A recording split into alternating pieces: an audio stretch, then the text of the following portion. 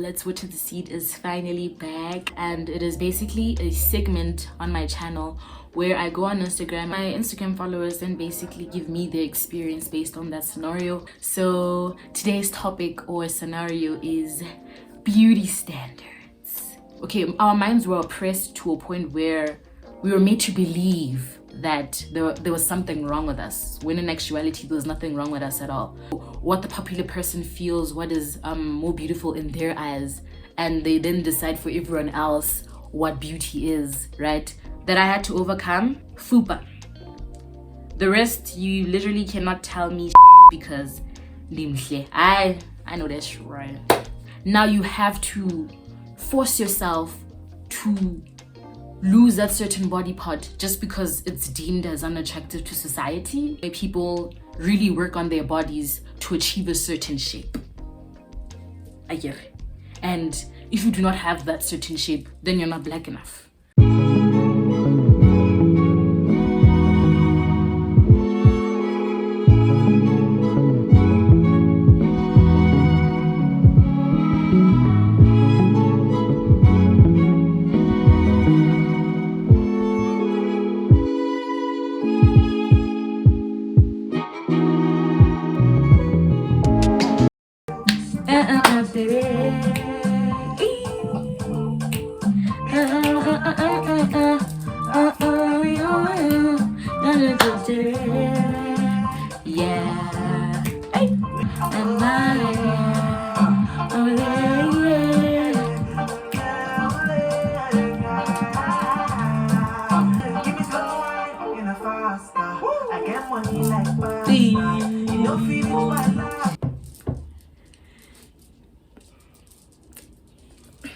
I don't even know what to say. Hey my beautiful people, it's Rita Metsitiamo here, and you're welcome to The Growing Seed. Ciao. Before we even go any further, remember to do the honors of liking, commenting, sharing, and subscribing to The Growing Seed if you're new to my channel, honey. As you can see, it's another sit-down video, a long anticipated sit-down video, and it's none other than Let's Water the Seed. Let's Water the Seed is finally back. If you're unfamiliar with what Let's Water the Seed is, Let's Water the Seed is a segment that I created last year, and it is basically a segment on my channel where I go on Instagram and I ask my followers, or I give them a scenario based on a certain topic that I came up with or that I just brainstormed, and my Instagram followers then basically give me their experience based on that scenario or that topic that I have given them. I give my opinion based on the scenarios that they have given me, right? Yes. Before I even get into the video, here are a few disclaimers, right? The opinions that I give out on this video are my own, okay? I do not expect you to agree with me, and whoever sent their experiences, you will still remain anonymous. You will not be known. You will only be known by moi. Yes. Okay, without blabbing on too much, let's just get into the video. So today's topic or scenario is beauty standards. And I went on Instagram and asked my followers, what is a beauty standard that you had to overcome or / still overcoming? And I got a handful of responses, of which I'm very grateful for. But before we get to that,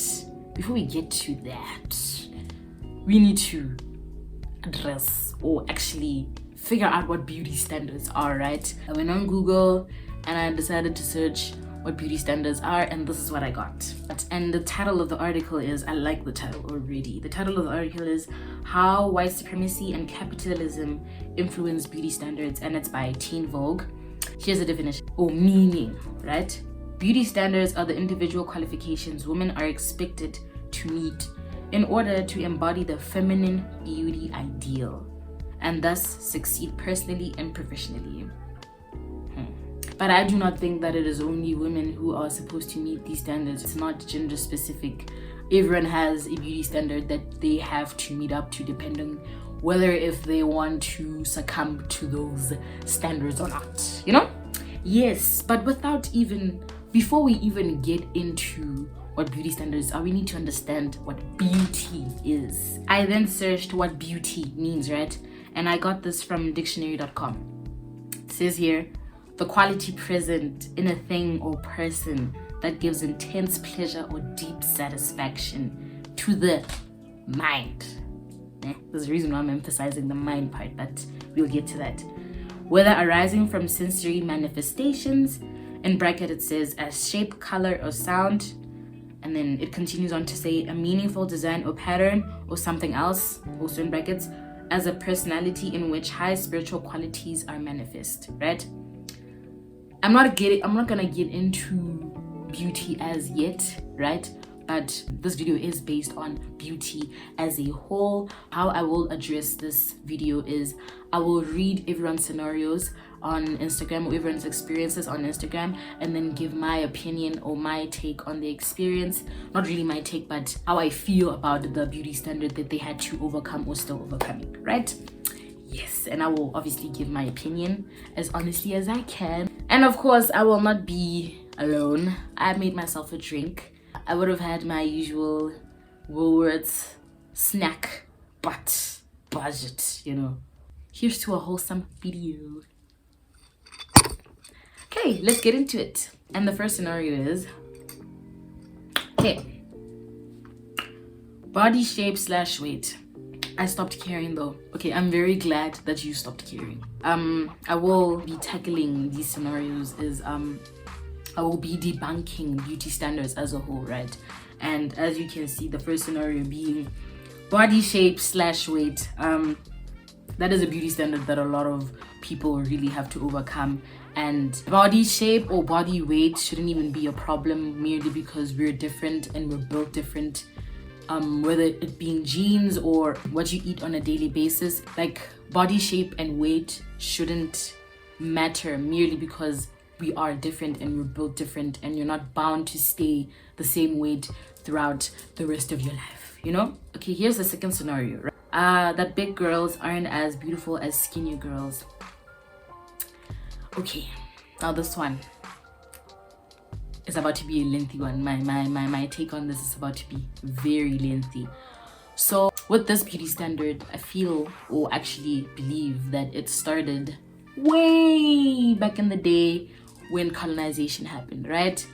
We all know how as Africans or as Black people, our features are more prominent or more voluptuous than the people who are opposite to us, right?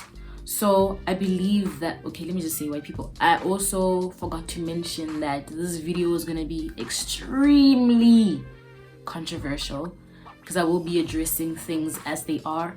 So if you do feel uncomfortable in any way, I suggest that you click out of this video because I will not be holding anything back, right? Yes, but not in the aim of offending anyone, okay? Yes.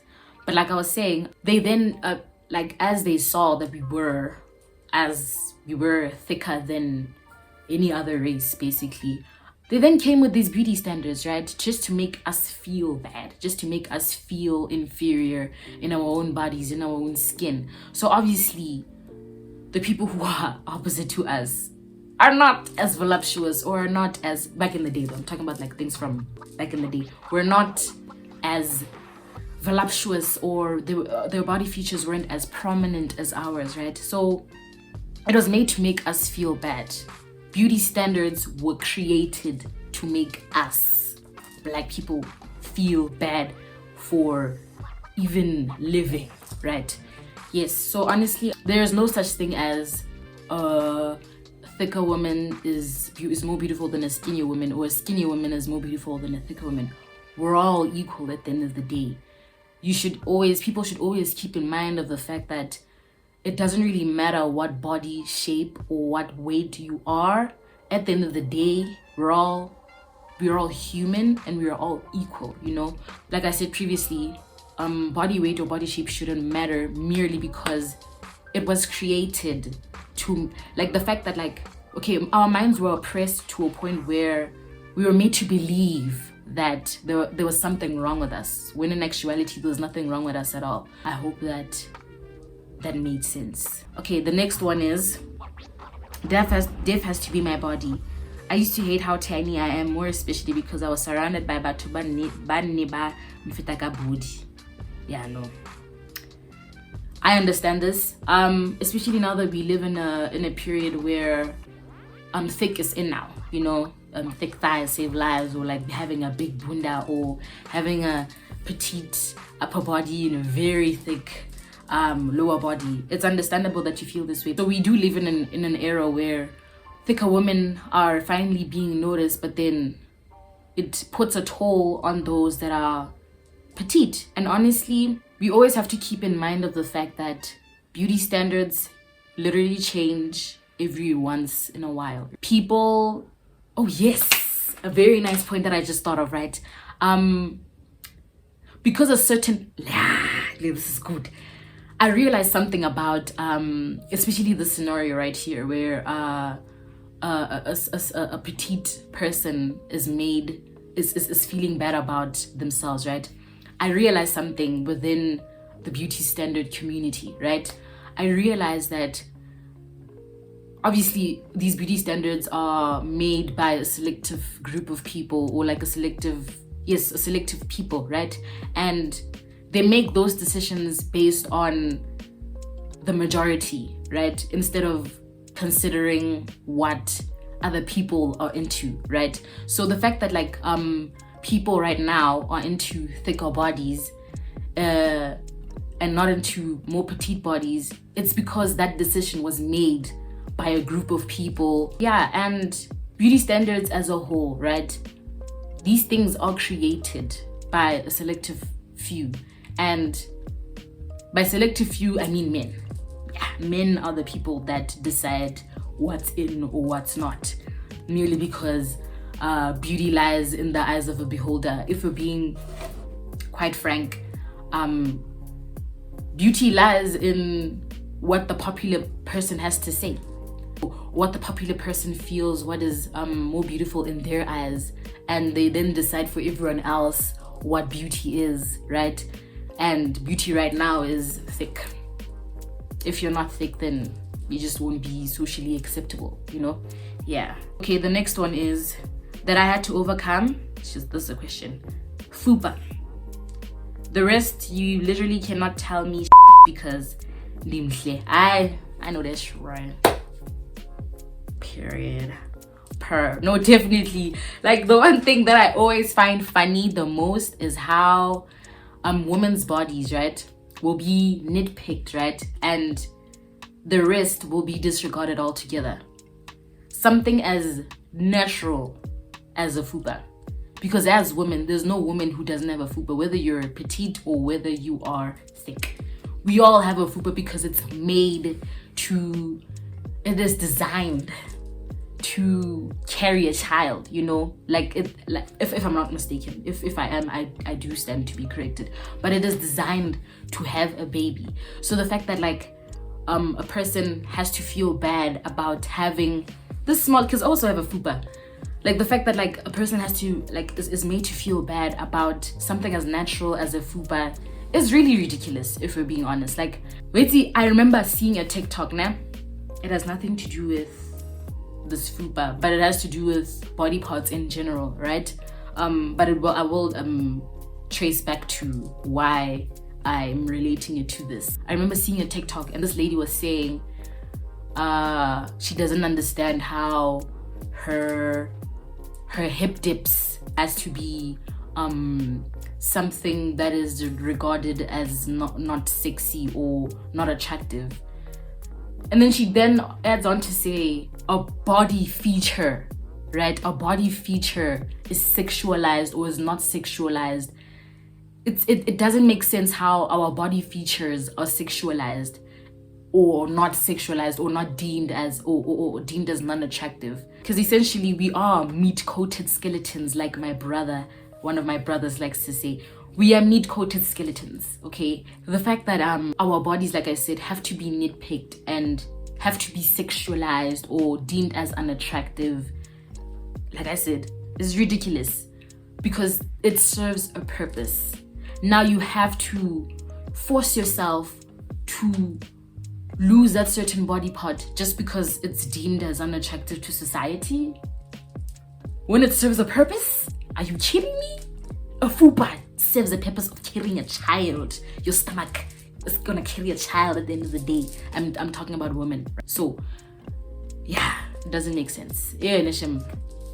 Beauty that, like, guys, as you can see, beauty standards just don't make sense to me at all. But yeah, the next scenario. Okay, so it's a long one. It's gonna be a long one. Basically had to overcome not being the most curvaceous girl in the room. I've always been small and I had a small figure, and I like to believe that it's always been the beauty standard, especially for a black girl, to have a big bum and curves. Oof. And I obviously never had that, which made me very insecure about my shape and size because I wasn't beautiful enough or attractive. And I started noticing this when I got to high school, and most guys basically dated or noticed girls with noticeable bums. I remember I would even hear guys talk about the shapes of girls and say stuff like, "Hi, ule eneke eining board," in quotation marks.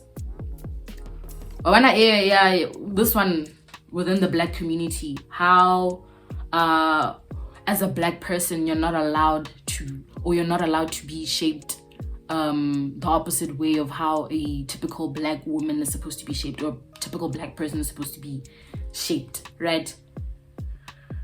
Because guys, at the end of the day, this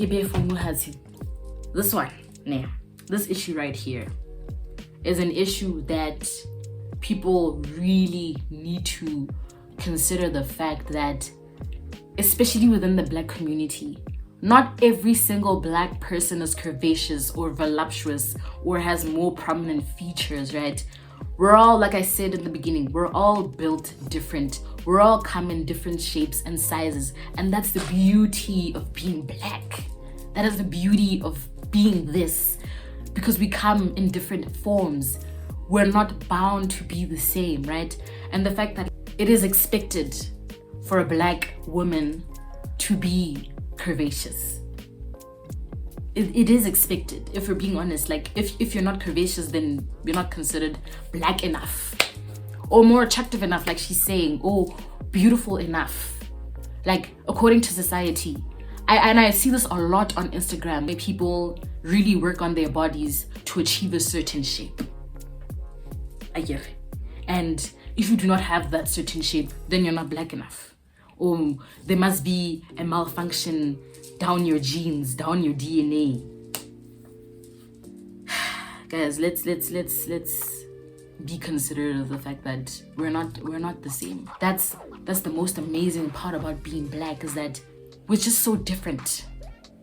You know, we really are different, and we need to move past, or we need as people, we just need, as everyone actually, whether you're black, whether you're white, whatever race you are, we just need to get out of that mentality of thinking that a black woman is supposed to be thick. Because quite frankly, as you've seen in your everyday life, probably, not every black person is built the same. We're not built the same. Okay. Yeah. Please, man. Please. Here's another one. Being tall and dark-skinned. Okay. I was seen as unattractive, and I also saw myself that way. I eventually overcame it, but people see light-skinned as prettier than dark-skinned now. So there's always a division between my friends and I when it comes to us being in the same environment. With gents, we're all attracted to, and then those gents are most likely attracted to the light girls. The one thing that really brings me down as a black person is the colorism within the black community. It's already draining and exhausting that we have to face things like racism, and on top of that you have to face colorism. Now, if you are darker than someone else, you're not attractive. Guess, if we're being frank, the tone of your skin color should not matter, okay? Because beauty is not measured. I don't even want to say beauty is not measured. Beauty shouldn't be measured by the tone of your skin, because we've already reached a point where we are. I feel like in this situation, right, you really have to consider the fact that at the end of the day, no one who is mature enough will even consider the fact that you are dark skinned. They won't even see your skin tone. They'll see you for who you really are, because no mature guy, like no mature guy in the world would even consider skin tone. Now you shouldn't consider skin tone. You should never, like, I get that, like, this is caused by the environment that you grew up in, and especially seeing how it will never change, whether it doesn't really matter how light or how fair-skinned you are. A person with a darker skin tone will always be discriminated against, and they'll always face the backlash of being dark-skinned, right? But I feel like in this situation, like you said, you overcame it, right?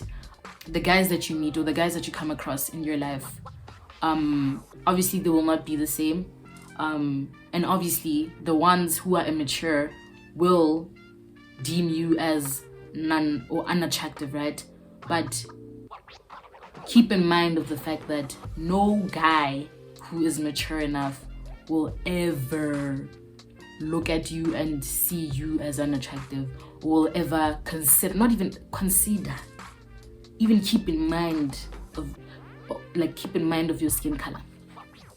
Hayo. Oh, godileng mo tlhaloganyong. Hayo shem, hayo. No, shem. Okay, before I continue on with this video, I'm realizing that it's going to be a very, very lengthy video. So I will continue on with the scenarios on a part 2. I will make a part 2. So this is a part 1. Part 2 is coming right up. I'm literally going to upload them on the same day. So right after watching this video, you can just hop right into part 2. And I'll see you guys on part 2. Bye! If we're being honest, a lot of the pain that a lot of dark-skinned people face, or a lot of the pain, stems from home. Imagine just growing up in a home where you're made to feel ugly every single day of your life because you're dark-skinned. As if none of your parents are black, as if none of your parents are dark-skinned. Beauty standards will always change. And this is what I want to emphasize, right? These things should never, ever, ever shake you as a person, mainly because they will keep changing. One thing that word capitalism will capitalize, is flaws. A speech by Mia Mingus. We all run from the ugly, and the farther we run from it, the more we stigmatize it and the more power we give beauty. Where is the ugly in you? What is it trying to teach you?